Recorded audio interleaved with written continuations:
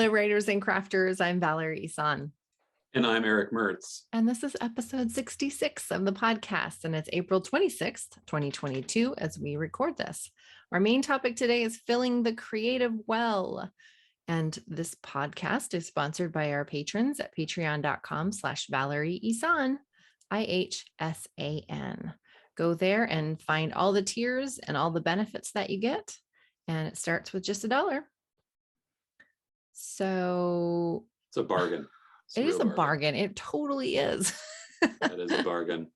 And the $1 people are awesome because you don't notice the $1 leaving your checking account. You know, it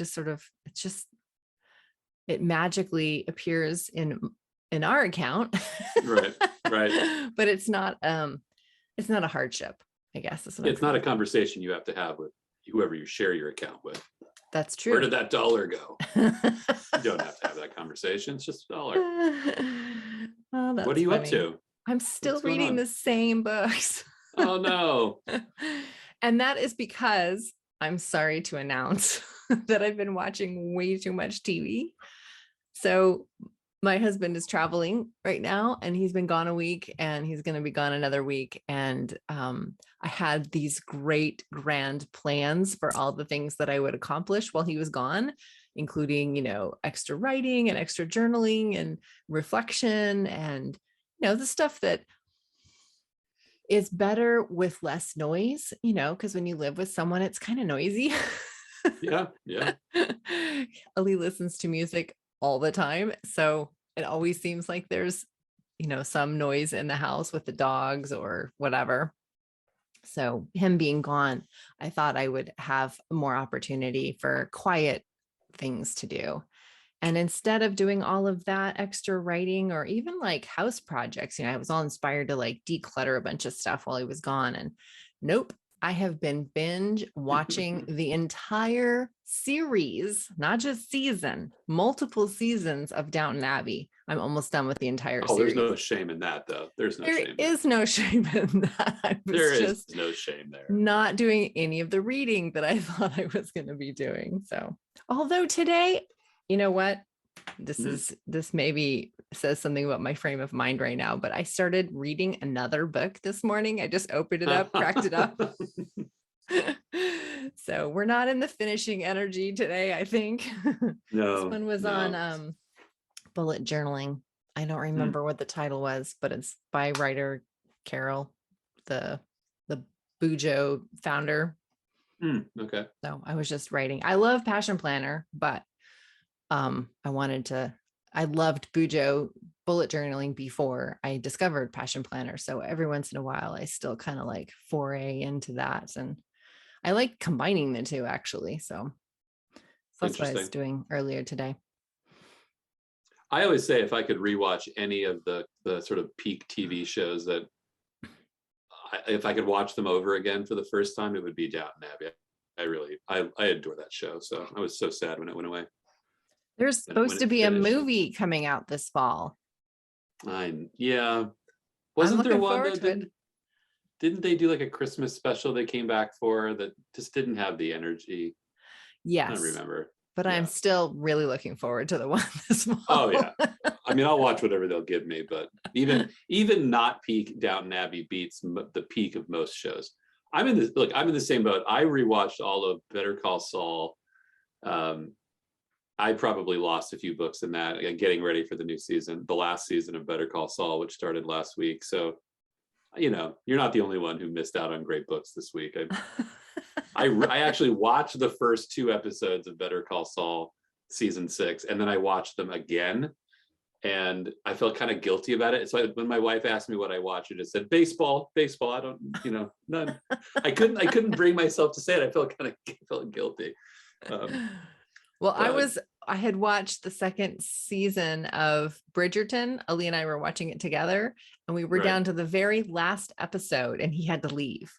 And he was like, "You cannot watch the last episode. You have to wait." Which I think is what prompted the Downton Abbey. I'm like, fine, if I can't watch Bridgerton, I'll watch Downton Abbey. That's familiar.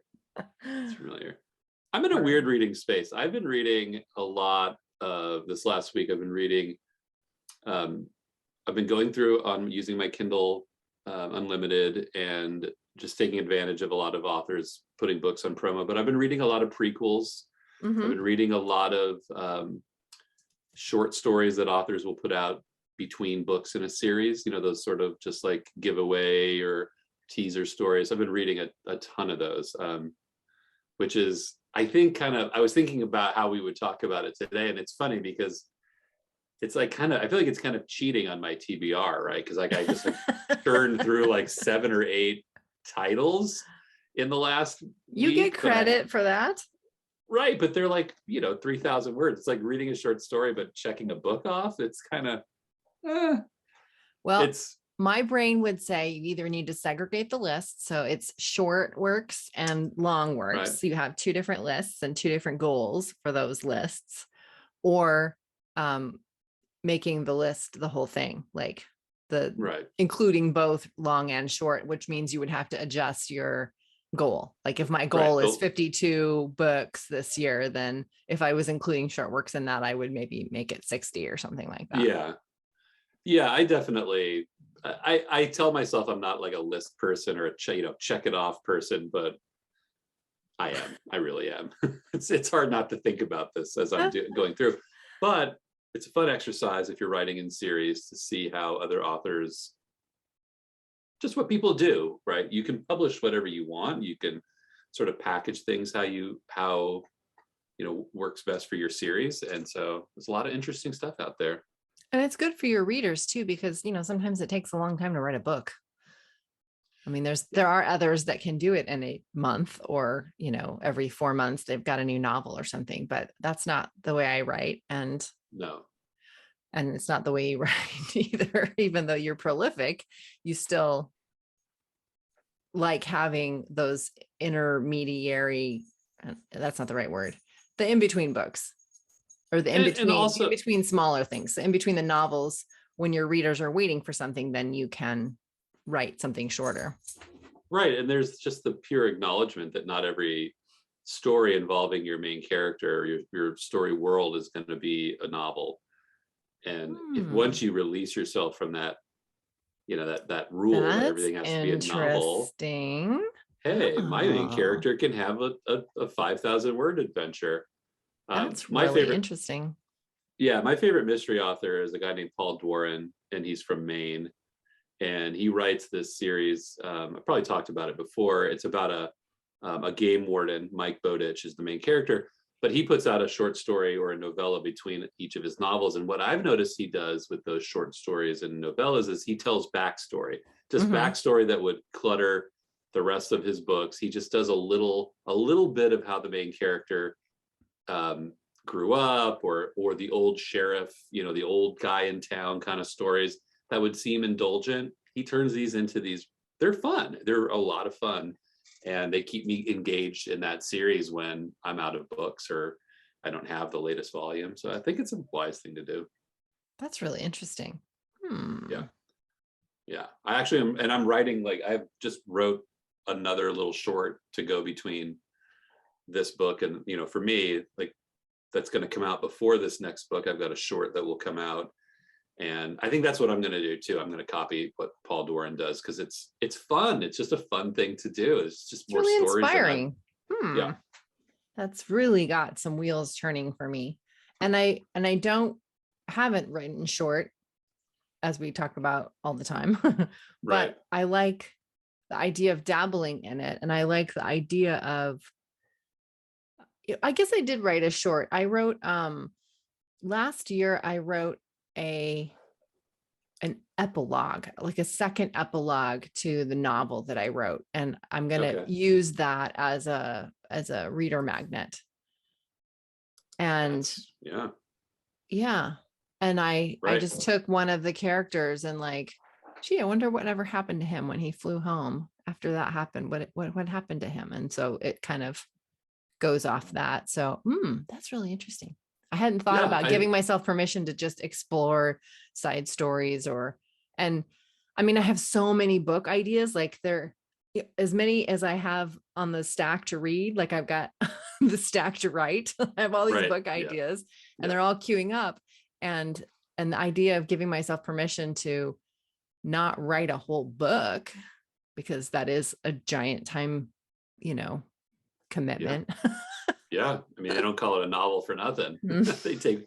They take a lot of time. And if you're going to care about them too, I think, Mhm. a lot of the 20 books to 50K or the big, the rapid release folks, it's like they probably don't have time for that. There's probably like the speed bump effect for those types of authors. But if you're not one of them, What is a speed bump effect?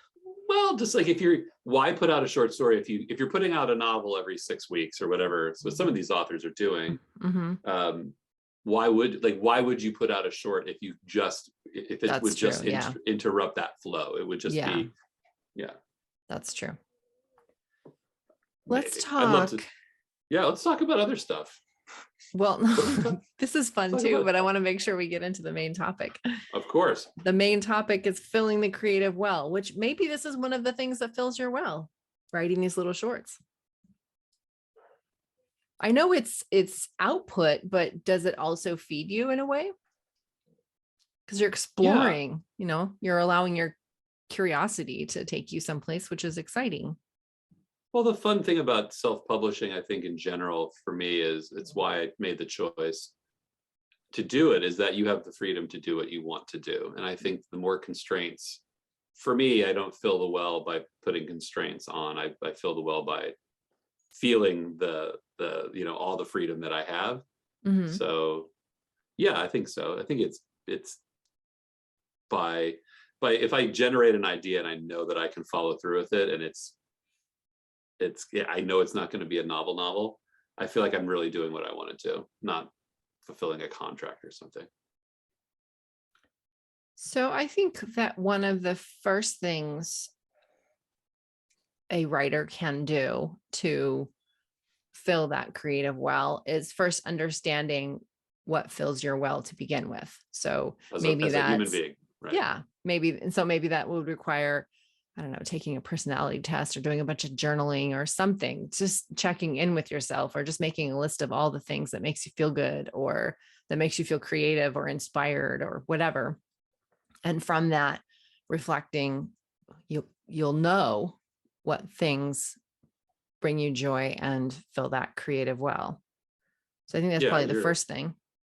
yeah. I mean, you're a person who is a writer, not a writer who is a person, and so you have to take care of your humanity first. I would hope, although sometimes I'm sure if you're writing a particularly tough story, you probably lose sight of that. But what do you do? Like, what is the thing that feeds the Valerie creature comfort? Like, what the creative well?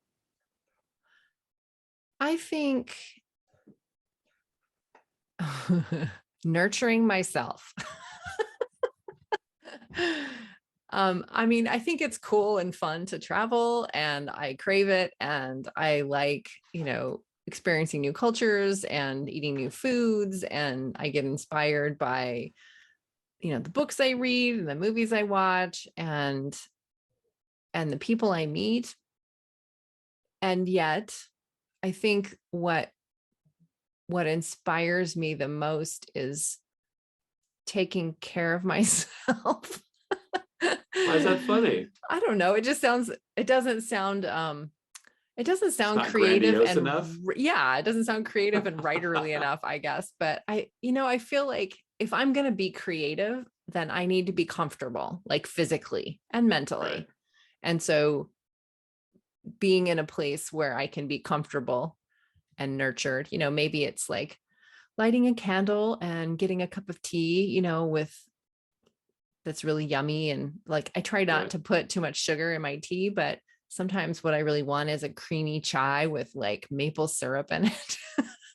That's, yeah. And so Don't getting stop that, there. like to sit down to write, and have those Yeah. things with me. And, that's nurturing and gets me into that creative zone, I guess. And when I feel like I am lacking in that creative spirit, then mostly I just write other ways. I journal a lot, and that sounds like it would be taxing on the creative well, maybe, because if you're trying to put words on the page, then putting other words on the page might not feel that well, but it kind of sort of does for me. So Right. Yeah, it's the I could see reflecting that. time, it's the thinking time, it's the processing time. That's what nurtures me and ultimately helps, fill that well. Yeah, I had a friend years ago when I lived in Seattle, and she said that she had this whole like artistic, theory. She was like studied art theory and all this, but she had something she said that really hit me, and that's like this idea that the writer is supposed to, the artist is supposed to suffer and they're supposed to be miserable, and that's what creates great art. That's kind of a myth, Hmm. and I think up until that point, I maybe bought into that mythology that I wasn't supposed to have comfort. I wasn't supposed to be, I wasn't supposed to have a nice meal, or I wasn't supposed to have that creamy chai, that thing Hmm. that you really want. And just shedding that burden of like the need to suffer to create good work has been so beneficial, because nobody wants to suffer. Nobody Right. wants that. And if they do, you need mental health support. Um, Not jokingly. Hmm. So beyond, like, once you give yourself that permission, like, yeah, I get inspired by those things. Like that bottle of wine that you open up, that's really great. Somebody worked really hard to make that, and I'm going to work that hard to make something as beautiful, I hope. And I I think think, that's yeah, I that's think good. being relaxed also, like sitting in a hot tub is really relaxing. My muscles relax. I'm untense. It's quiet outside and maybe it's raining and I can hear the rain or I can hear the birds if it's like a Sunday morning and I'm outside in the hot tub. Right. And so I get into that really like juicy, um, re- uh, what is the word I'm looking for? Like taking in, I'm just open So for you're the, absorbing, right?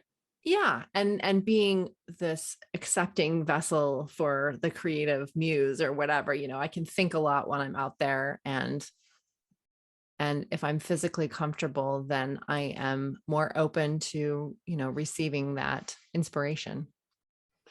You hit say, yeah, I kind of feel the same way. Like there's that, what you described, like there's that's the state I know, when you're that absorbing, when you're able to absorb things. And I don't have a hot tub in my house. I don't know why we don't. We need one You're in badly. Oregon, right? Oregonians need hot tubs. We need a hot tub. As much as my wife and I will travel to look for places with the specification of like it has to have a hot tub, why Hmm. we don't have one is beyond me. But yeah, it's that state of absorption, right? If I For me, the two things that I go to for state of absorption sort of self-care is, I like taking the long ride home. I don't always take the fastest route. I don't always Hmm. take the highway, because a lot happens on the neighborhood streets. I always seem to have, like, whenever I drive home, I always seem to have to stop before I get home, because there's a line, there's an idea, there's a genesis, and that, like, Mm. just seeing the way the world works, really, it always works. And for me, this is the writer cliche that I fall into, but I post up at a bar and I sit and I listen to people talk, coffee shop, and that gets me going. Like I love hearing snippets of the world going on, people talking and chatting and When you go on those telling long stories. drives, do you listen to music or listen to podcasts and stuff? Because sometimes that can be inspiring to me, but also it prevents me from like thinking about my own characters and you know what I mean? Like sometimes the Yeah. silence is really what I need to like process and Um, I don't. If I'm going to listen to something with words, so that would be podcasts or music with a lot of lyrics, or that's lyrically focused, I suppose. Then that isn't going to work for me, like coming up with lines or ideas for things. So I'll listen to, if I feel like I'm in that mood, if that's going to work for me, then I'll find like something ambient or something softer that just works. I don't know. I have a good go to. Music for me is an easy go to, and but yeah, podcasts would just take me out of it. That's what I'm listening to. And I'm kind of in more of the type A, like must learn, must get information, must Mhm. process. Um, yeah. What about So when you? you What kind of start, music gets you? Oh, I have a question still about this drive because oh, sorry. so when you're driving on the longer drives, do you Yeah. know, okay, I'm gonna be writing on my drive home, or I'm gonna be waiting for the words, and so you put on the playlist and then you start driving like you're setting yourself up for that? Or is it more like, I don't know, like, is that an intentional thing, or are you just driving home and all of a sudden, oh, wow, and you pull over? It's not intentional. It feels, I sort of buy into the rhythm, like the rhythm of creativity. And I feel like my I feel like I've honed the vessel enough to know that, like, if I'm going to be in the car, it's just going to happen. So I don't have to like tell myself to be in that mode. I can just let myself slip into that mode. I feel like this is one of those things where if I tried to be too intentional, tried to set it up, it like the moment I'd lose the moment. But it's just, I'm in the car, I'm alone, I've got an extra half an hour, I'm going to take a little bit of a cruise. There it is. Whoa, full, it just happens. It's like, I just trust the magic, I guess. That But makes do you sense. have, yes, but the music is confusing me. Oh, the music part. So, so are you putting on the ambient music and then waiting to see if it hits, or is that too much setup? Like, how do you? Like if I no, like I'll put on music and that's usually what I'll listen to in the car anyway. Mhm. So it'll just it just takes me there. I'm Okay. not putting that on with the intent of getting somewhere. And it wouldn't be what I put on if you were like, I was in the car with somebody else. Like when I'm with my son, I'm not putting on like meditative mood music. I'm putting on like whatever he wants to listen to. And that's part of it too. Like Mhm. that's one of those, it's like there's no constraints in that time. Mhm. So yeah, it's So, hard to I sometimes think that I've done it, like I've sort of created like a habit that just will get me to, I want to make everything a writerly moment, and it's just mhm. like become like second nature to say, that it's just my brain knows, like, okay, here it comes, here's that half an hour, we're gonna do it, we know he's driving home, let's give him a great story. Like the brain hacks that Eric Witchy talks about. Yes, and Mhm. Eric and I actually talked about that at one point. He's like, just this immersion in story conditions the brain to always be seeking it. So you said something that interested me about the not fighting the creative rhythm. So I think that would be great too, to know like what your rhythm is and not fight Yes. it. And I remember spending years and years, um, this was like a decade or more ago, but I remember spending years like getting upset about not knowing what my process was, like Oh, what's my writing process? I really oh wanted to know no. what it was so I could write it down, which is kind of backwards a little bit. It is and it isn't. I mean, because you do want to quantify it, because the magic is hard to understand, especially as you're learning your own rhythms. It's hard to trust that it's coming. Um, so I think I've felt the urge to write it down too. I think the closest I came to knowing what my process was was after being in a critique group for 10 years, where I was Okay. going weekly with pages and we would, give each other feedback and stuff. I realized that I was in the middle of trying to write a novel at the same time. So what I was bringing them was rough draft stuff because, I just wrote it that week, and that was what I Right. had to bring in. But then I was getting editing remarks on my rough draft stuff, which really started like messing with my head a little bit and messed up my writing process. And so I just said writing process by accident. Well, I guess at the time I didn't know, but it was just Right. messing. It was preventing the words from coming out, because then I was like second guessing what I was writing because I knew it was going to be critiqued that day. And so once I understood, okay, this is interfering with how I'm writing, this must not be my writing process. So I, Right. left the group, and I thought that was probably the best thing I could have done. I mean, I was happy to have been in the critique group for 10 years and Right. honed my skills, but I think that was the first time when this is not my writing process. Right. And that, yeah, I think hitting on that is a topic unto itself, because writing process is, it is sort of it's kind of a catch 22, right? Because you have to have one. You have to have something that you do that works for you.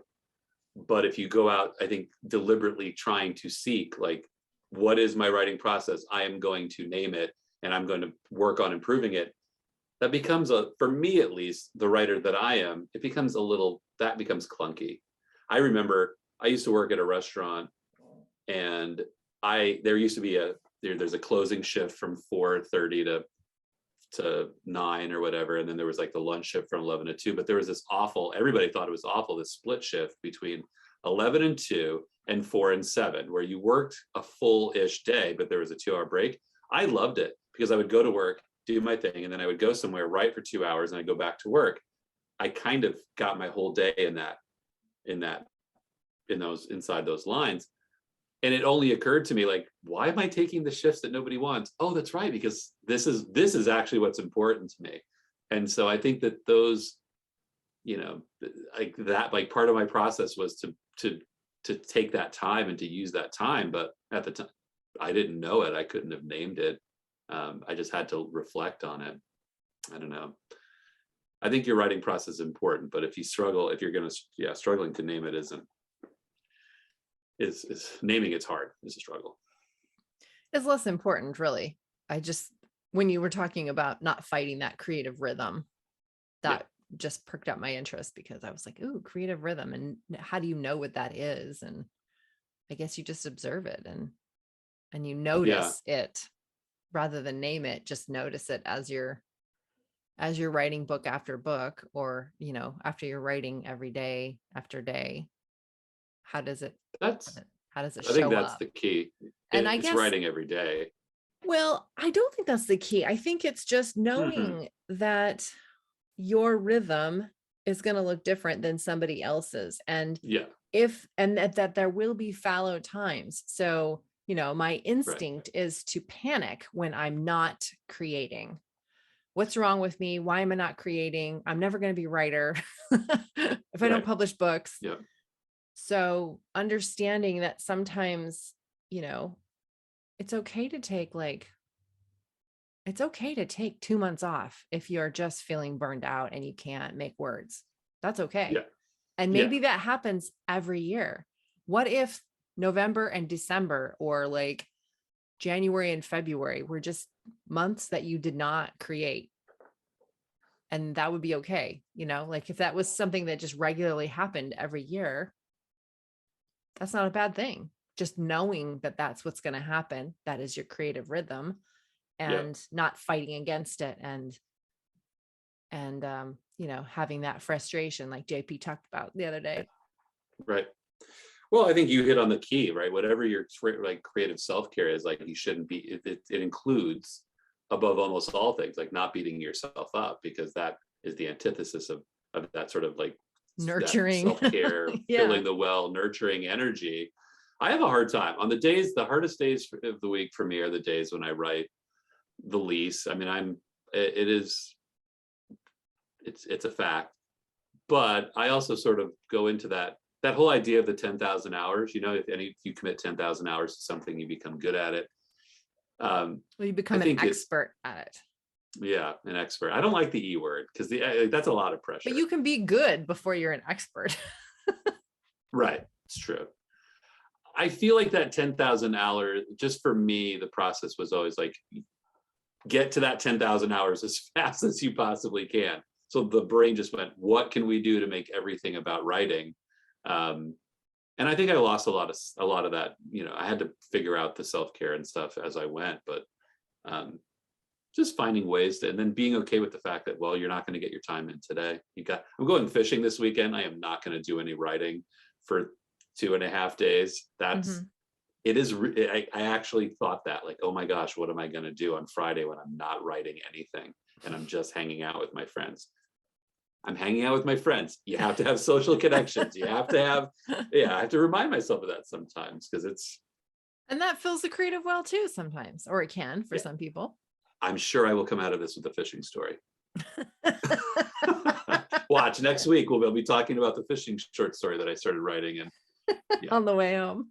On the way home, you take the wheel and drive. I'm writing a story. So knowing what fills your creative well, and then, of course, actively seeking out ways to do that. And sometimes we can get into negative spirals where, oh, well, the thing I want to do is traveling and I can't right now, or I don't have the money for that, or I want to go to this show because that would be super inspiring, but it's sold out, or I don't have the money for it, or I have to work the day job, or, whatever. Like we Right. come up with all these excuses why we can't, which, really starts breeding more and more negativity Right. and anxiety and just depression and whatever. And writer's block, all of that kind of comes out of that. I can't. And, or at least it does for me.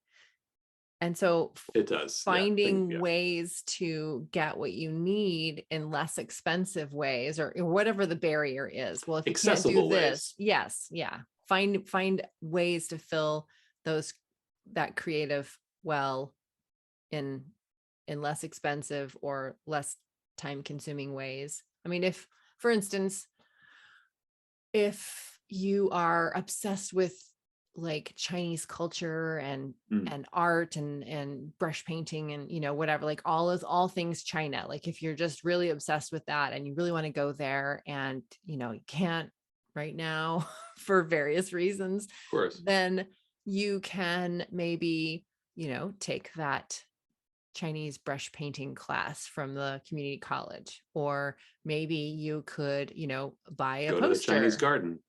go to the Chinese gardens, Right. or watch Chinese films, or Right. just immerse yourself in less expensive ways. And I don't know, paint your bathroom red and whatever, like just Right. bring it into your world in a less expensive and time consuming way. And maybe that will help fill the creative well in a different way than you expected.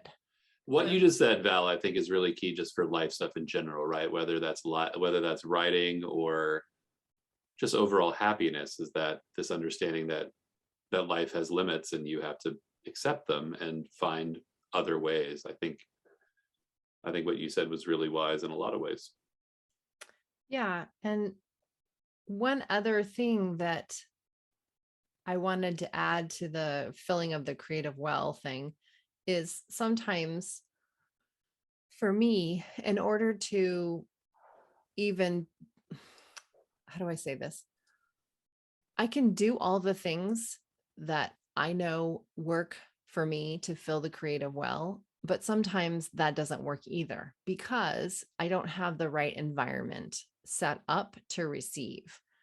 So, like, for instance, if my office is too cluttered, if I can't see my desk, if I don't have, I don't know, if I haven't done any like organizing in my planner, even, those are all things that prevent me from, I don't know, being grounded enough to like receive anything. I guess that goes back to the nurturing that we talked about at the beginning of the episode. Like if I'm comfortable physically and mentally, then I can receive whatever it is that inspires me.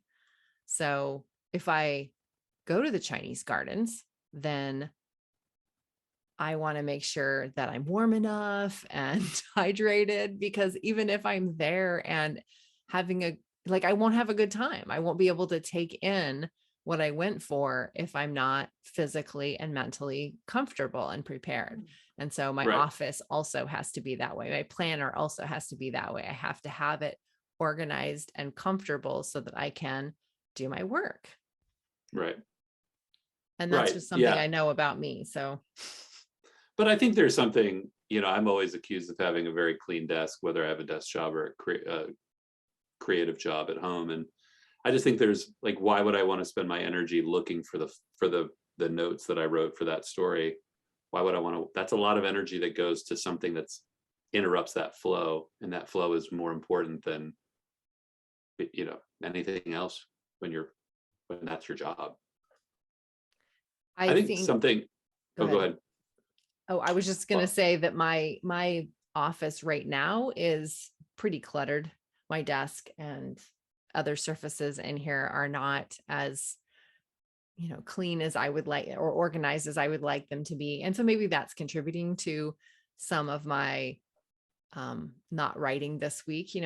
It Right. also might just be, it's a weird, like my life is a little bit weird right now because, my husband's traveling and I've got extra responsibilities that I don't normally have. And so there's just weirdness right now. And so that also might be contributing to it, but maybe it is also my desk and so I guess that's why I was thinking about environment today, because Right.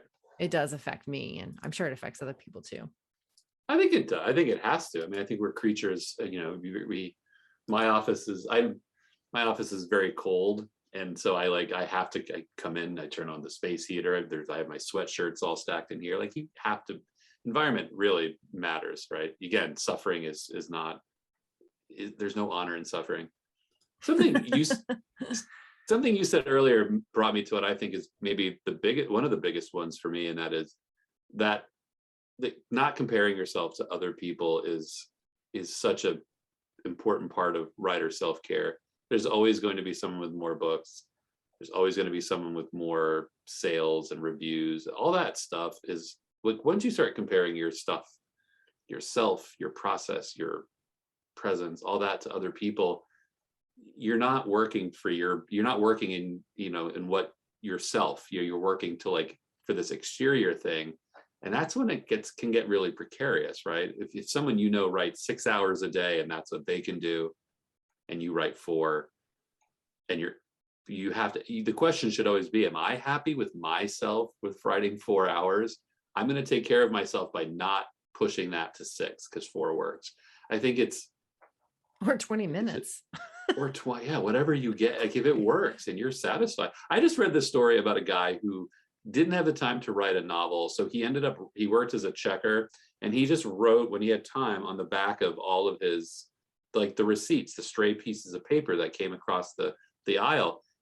Now he has time to take all those notes, and there's a great picture of this man with like just, it looks like he's doing his taxes. He's got receipts everywhere, and he assures everyone this is his novel. And I'm thinking, great, and he's happy. He said he Uh-huh. wouldn't do it any other way. And I think right there is the frame of mind you need. Like as long as you get where you want to go, how you do it is be happy with it. Yeah. Wise Try to be. words. Yeah. Wise words. So in takeaway, know yourself, Know like you just said, yourself. know yourself, and do those preemptive things, like prevent yourself from getting to the burnout phase where you have nothing left in the creative well. Right. So do those things, and then know what tools you need that you Right. can use to get that creative juices flowing again. And Honor your need for comfort. Just honor it. yeah, Let that happen. don't fight the rhythm, No, don't get into it. and approach with wonder. That's kind of my little mantra these days. I'm going to say that at some other point today, and I'm going to feel real good about it because I love that line. Approach with wonder. Thank you. Yeah. No, I think that's great. I raised a 7-year-old who you have to like sort of, you have to really force them to like, I know you don't want to do this, but approach with wonder. Come on. I It's a remember good at way a to go. really hard time in my life. It was after my husband died, and the affirmation or the phrase, the mantra or whatever that I would use was that I was just going to show up and see what Right. happened, and that I was doing the best that I could right then. Right. Those 2 phrases kind of helped me through a few yucky months. Yeah. Those are good ones. So show up, see what happens, approach with wonder. All right. And have a great writing week, everybody. Yeah. Fill that well and let us know what fills your well, because we Absolutely. won't compare ourselves to it, but we might get some ideas and inspiration from it. Absolutely. All right. Party on. See you soon. Bye-bye.